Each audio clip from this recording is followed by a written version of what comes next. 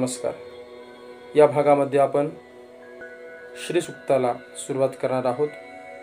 श्री सूक्ताच्या आरंभी विनियोग विनियोग याचा अर्थ हे सूक्त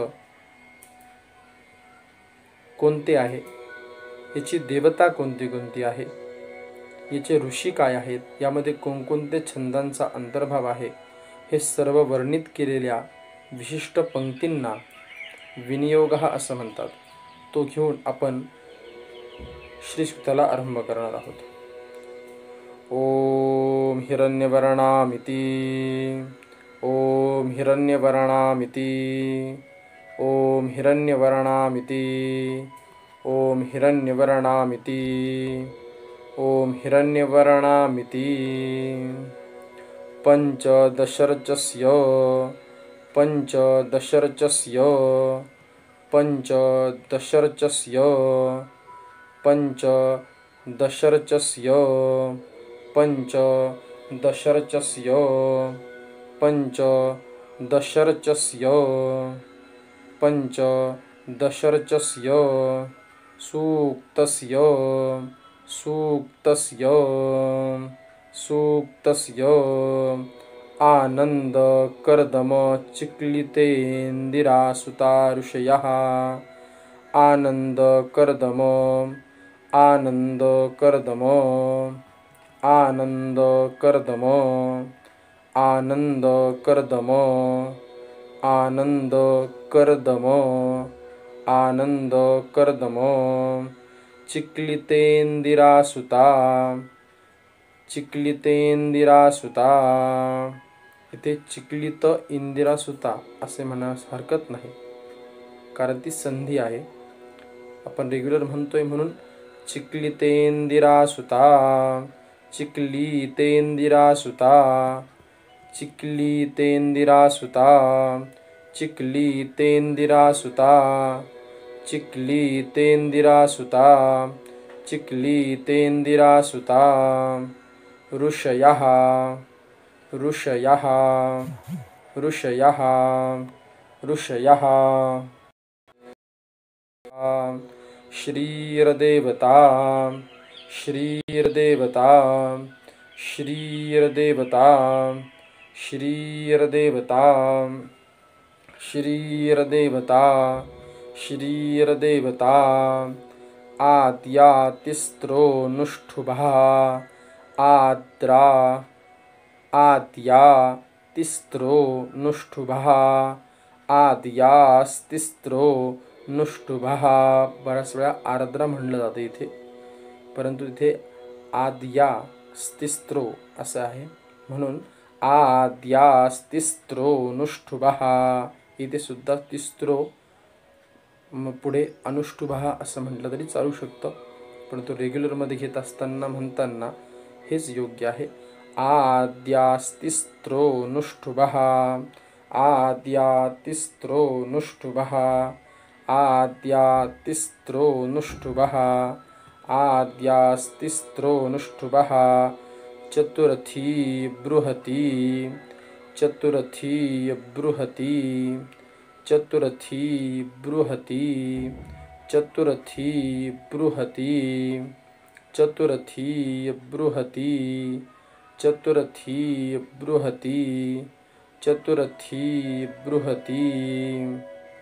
पंचमी षष्ठौ पंचमी षष्ठौ पंचमी षष्ठौ पंचमी षष्ठौ पंचमी षष्ठ्यौ त्रिष्टुभौ त्रिष्टुभौ त्रिष्टुभौ त्रिष्टुभौ त्रिष्टुभौ ततोष्टावनुष्टुभः ततोष्टावनुष्टुभः ततोष्टावनुष्टुभः ततोष्टानुष्टुभः.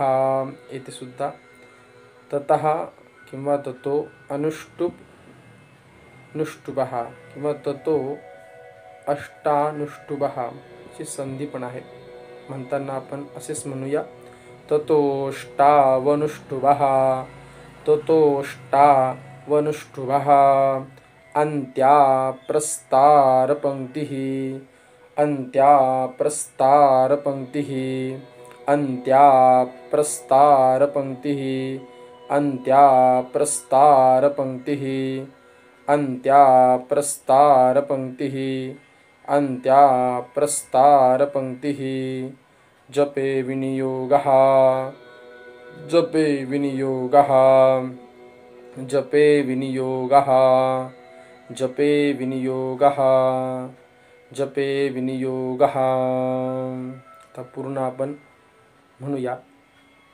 ओम हिरण्यवर्णामिति पंचदशर्चस्य सूक्तस्य आनन्दकर्दम चिक्लितेन्दिरासुता ऋषयः श्रीर्देवता आद्यास्तिस्त्रोऽनुष्टुभः चतुरथी बृहती पंचमी षष्ठ्यौ त्रिष्टुभौ ततोष्टावनुष्टुभः अन्त्या प्रस्तारपङ्क्तिः जपे विनियोगः.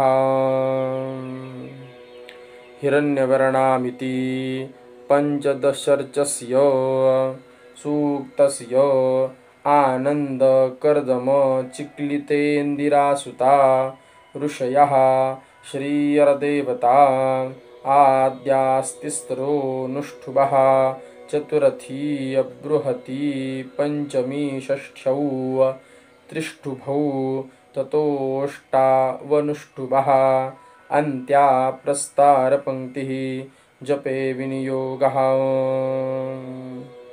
हिरण्यवर्णामिति पंचदशर्चस्य सूक्तस्य आनन्दकर्दम चिक्लितेन्दिरासुता ऋषयः श्रीर्देवता आद्यातिस्त्रोऽनुष्टुभः चतुरथी बृहती पंचमी षष्ठ्यौ त्रिष्टुभौ ततोष्टावनुष्टुभः अन्त्या प्रस्तारपङ्क्तिः जपे विनियोगः.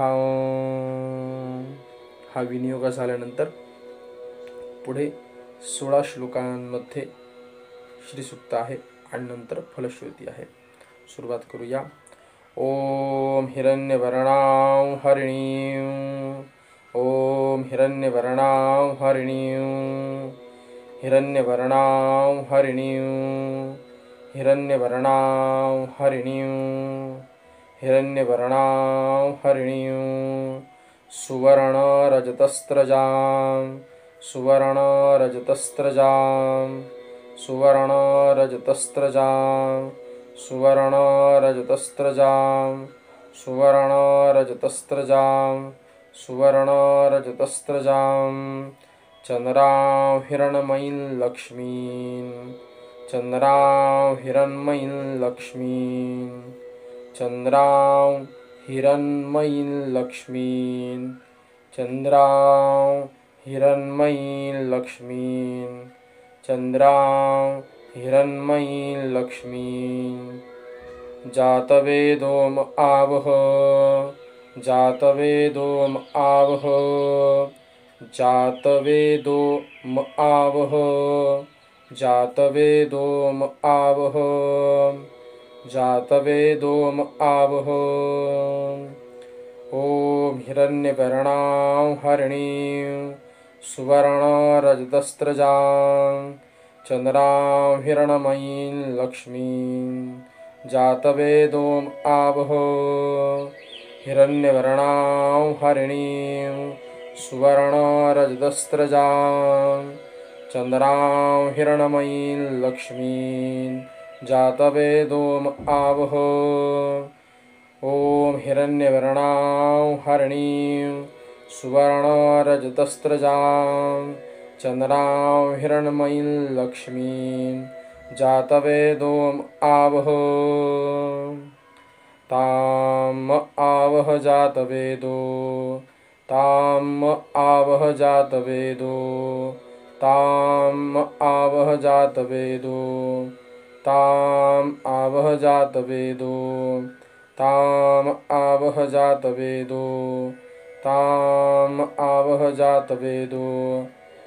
लक्ष्मीमणपगामिनीं लक्ष्मीमणपगामिनीं लक्ष्मीमनपगामिनीं लक्ष्मीमनपगामिनीं लक्ष्मीमनपगामिनीं लक्ष्मीमनपगामिनीं यस्यां हिरण्यं विन्देयं यस्यां हिरण्यं विन्देयं यस्यां हिरण्यं विन्देयं यस्यां हिरण्यं विन्देयं यस्यां हिरण्यं विन्देयं गामशवं पुरुषानहं गामशवं पुरुषानहं गामशवं पुरुषानहं गामशवं पुरुषानहं गामशवं पुरुषानहं ताम आवह जातवेदो लक्ष्मीमणपगामिनीं यस्यां हिरण्यं विन्देयं गामशवं पुरुषानहं ताम आवह जातवेदो लक्ष्मीमणपगामिनीं यस्यां हिरण्यं विन्देयं गामशवं पुरुषानहं ताम आवह जातवेदो लक्ष्मीमणपगामिनीं यस्यां हिरण्यं विन्देयं गामशवं पुरुषानहम् अश्वपूर्वां व्रतमधियां अश्वपूर्वां व्रतमधियां अश्वपूर्वां व्रतमधियां अश्वपूर्वां व्रतमधियां अश्वपूर्वां रथमधियां हस्तिनादप्रबोधिनीं हस्तिनादप्रबोधिनीं हस्तिनादप्रबोधिनीं हस्तिनादप्रबोधिनीं हस्तिनादप्रबोधिनीं श्रियं देवीमुपभये श्रियं देवीमुपभये श्रियं देवीमुपभये श्रियं देवीमुपभये श्रीरमादेवी जुषतां श्रीरमादेवी जुषतां श्रीरमादेवी जुषतां श्रीरमादेवी जुषतां श्रीरमादेवी जुषताम् अश्वपूर्वां व्रतमधियां हस्तिनादप्रबोधिनीं श्रियं देवीमुपभये श्रीरमादेवी जुषताम् अश्वपूर्वां व्रतमधियां हस्तिनादप्रबोधिनीं श्रियं देवीमुपभये श्रीरमादेवी जुषताम् अश्वपूर्वां व्रतमधियां हस्तिनादप्रबोधिनीं श्रियं देवीमुपभये श्रीरमादेवी जुषतां कांसोऽस्मितां हिरण्यप्राकारा कांसोऽस्मितां हिरण्यप्राकारा कांसोऽस्मितां हिरण्यप्राकारा कांसोऽस्मितां हिरण्यप्राकारा कांसोऽस्मितां हिरण्यप्राकारा मार्द्रां ज्वलन्तीं तृप्तां तर्पयन्तीं मार्द्रां ज्वलन्तीं तृप्तां तर्पयन्तीं मार्द्रां ज्वलन्तीं तृप्तां तर्पयन्तीं मार्द्रां ज्वलन्तीं तृप्तां तर्पयन्तीं मार्द्रां ज्वलन्तीं तृप्तां तर्पयन्तीं पद्मे स्थितां पद्मवर्णान् पद्मे स्थितां पद्मवर्णान् पद्मे स्थितां पद्मवर्णान् पद्मे स्थितां पद्मवर्णान् तामिहोपभये श्रियं तामिहोपभये श्रियं तामिहोपभये श्रियं तामिहोपभये श्रियं तामिहोपभये श्रियं कांसोऽस्मितां हिरण्यप्राकारां मार्द्राञ्ज्वलन्तीं दृप्तां तर्पयन्तीं पद्मे स्थितां पद्मवर्णां तामिहोपभये श्रियं कांसोऽस्मितां हिरण्यप्राकारां मार्द्राञ्ज्वलन्तीं दृप्तां तर्पयन्तीं पद्मे स्थितां पद्मवर्णां तामिहोपभये श्रियं कांसोऽस्मितां हिरण्यप्राकारां मार्द्राञ्ज्वलन्तीं दृप्तां तर्पयन्तीं पद्मे स्थितां पद्मवर्णां तामिहोपभये श्रियं चन्द्रां प्रभासां यशसा ज्वलन्तीं चन्द्रां प्रभासां यशसा ज्वलन्तीं चन्द्रां प्रभासां यशसा ज्वलन्तीं चन्द्रां प्रभासां यशसा ज्वलन्तीं चन्द्रां प्रभासां यशसा ज्वलन्तीं श्रियं लोके देवजुष्टामुदारां श्रियं लोके देवजुष्टामुदारां श्रियं लोके देवजुष्टामुदारां श्रियं लोके देवजुष्टामुदारां श्रियं लोके देवजुष्टामुदारां तां पद्मिनीमीं शरणमहं प्रपद्ये तां पद्मिनीमीं शरणमहं प्रपद्ये तां पद्मिनीमीं शरणमहं प्रपद्ये तां पद्मिनीमीं शरणमहं प्रपद्ये तां पद्मिनीमीं शरणमहं प्रपद्ये अलक्ष्मीर्मे नश्यतां तवां वृणे अलक्ष्मीर्मे नश्यतां तवां वृणे अलक्ष्मीर्मे नश्यतां तवां वृणे लक्ष्मीर्मे नश्यतां तवां वृणे। इथे म्हणत असताना अलक्ष्मीर किंवा लक्ष्मीर असं दोन्ही म्हणलेला हरकत नाही आहे, नुसतं लक्ष्मीर म्हणलं तरी चालू शकेल।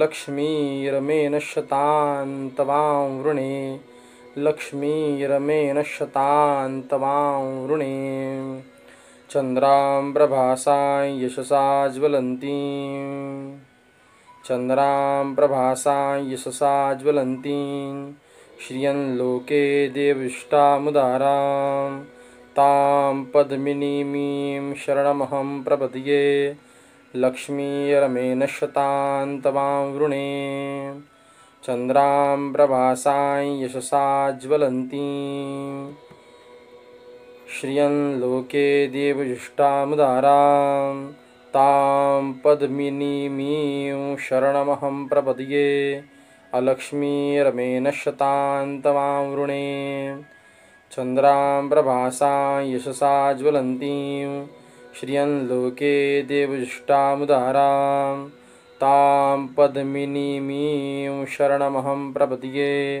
अलक्ष्मीर्मे नश्यतां तवां वृणे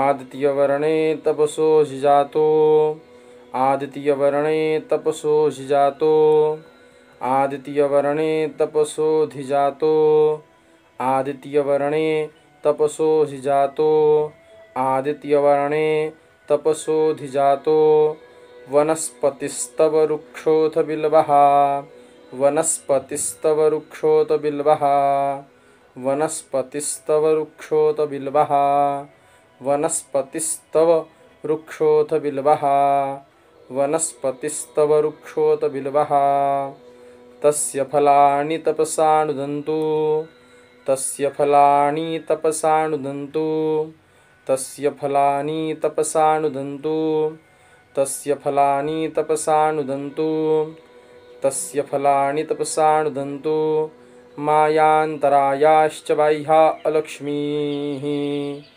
मायान्तरायाश्च बाह्या अलक्ष्मीः मायान्तरायाश्च बाह्या अलक्ष्मीः मायान्तरायाश्च बाह्या अलक्ष्मीः मायान्तरायाश्च बाह्या अलक्ष्मीः आदित्यवर्णे तपसोऽधिजातो वनस्पतिस्तव रुक्षोत बिल्वः तस्य फलानि तपसानुदन्तु मायान्तरायाश्च बाह्या अलक्ष्मीः आदित्यवर्णे तपसोऽधिजातो वनस्पतिस्तव रुक्षोत बिल्वः तस्य फलानि तपसानुदन्तु मायान्तरायाश्च बाह्या अलक्ष्मीः आदित्यवर्णे तपसोऽधिजातो वनस्पतिस्थव रुक्षोत बिल्वः तस्य फलानि तपसानुदन्तु मायान्तरायाश्च बाह्या अलक्ष्मीः उपैतु मां देवसखः उपैतु मां देवसखः उपैतु मां देवसखः उपैतु मां देवसखः उपैतु मां देवसखः उपैतु मां देवसखः कीर्तिश्च मणिना सह कीर्तिश्च मणिना सह कीर्तिश्च मणिना सह कीर्तिश्च मणिना सह कीर्तिश्च मणिना सह प्रादुर्भूतोऽसुराष्ट्रेऽस्मिन् प्रादुर्भूतोऽसुराष्ट्रेऽस्मिन् प्रादुर्भूतोऽसुराष्ट्रेऽस्मिन् प्रादुर्भूतोऽसुराष्ट्रेऽस्मिन् कीर्तिमृद्धिं ददातु मे कीर्तिमृद्धिं ददातु मे कीर्तिमृद्धिं ददातु मे कीर्तिमृद्धिं ददातु मे कीर्तिमृद्धिं ददातु मे कीर्तिमृद्धिं ददातु मे उपैतु मां देवसखः कीर्तिश्च मणिना सह प्रादुर्भूतोऽसुराष्ट्रेऽस्मिन् कीर्तिमृद्धिं ददातु मे उपैतु मां देवसखः कीर्तिश्च मणिना सह प्रादुर्भूतोऽसुराष्ट्रेऽस्मिन् कीर्तिमृद्धिं ददातु मे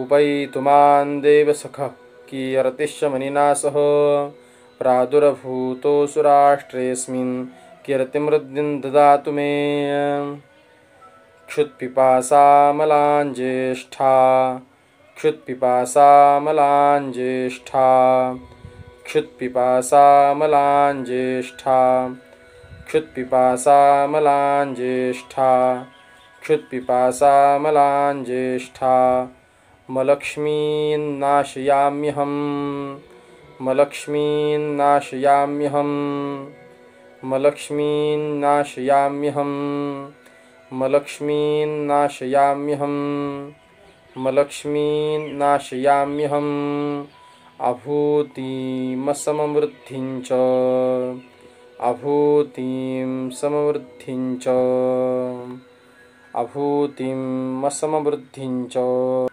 अभूतिं समृद्धिं च अभूतिं समृद्धिं च सर्वान्निर्णुद मे गृहात् सर्वान्निर्णुद मे गृहात् सर्वान्निर्णुद मे गृहात् सर्वान्निर्णुद मे गृहात् सर्वान्निर्णुद मे गृहात् सर्वान्निर्णुद मे गृहात् क्षुत्पिपासामलाञ्ज्येष्ठा मलक्ष्मीन्नाशयाम्यहम् अभूतिं समवृद्धिं च सर्वान्निर्णुद मे गृहात् क्षुत्पिपासामलाञ्ज्येष्ठा मलक्ष्मीन्नाशयाम्यहम् अभूतिं समवृद्धिं च सर्वान्निर्णुद मे गृहात् क्षुत्पिपासामलाञ्ज्येष्ठा मलक्ष्मीन्नाशयाम्यहम् अभूतिं समवृद्धिं च सर्वान्निर्णुद मे गृहात्।